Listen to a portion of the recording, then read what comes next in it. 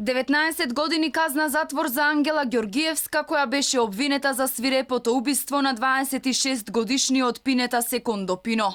Според судската пресуда, Ѓоргиевска е виновна со тоа што помогнала во извршување на убиството, кое, како што покажуваат доказите, го извршил Али Фуркан, кој се уште е во бегство. Пино беше убиен на 11 декември 2018 година, а неговото тело беше пронајдено во април 2019 кај местото наречено Башинец во атарот на селото Љуботен. Фуркан со пушка ја застрелал жртвата во главата за време на заедничката средба која ја договорила Ангела. Сега осудената помогнала без животното тело да го внесат во автомобилот, а подоцна и да го закопаат кај Башинец.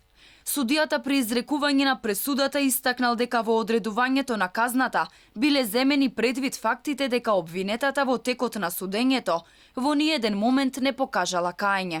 Мајката на Пино, разочарана од долгата потрага по нејзиниот син, организираше и мирен протест во Скопје. Пино бил излезен на 10 декември вечерта и последен пат беше виден во скопската населба Ѓорче Петров во 22 часот.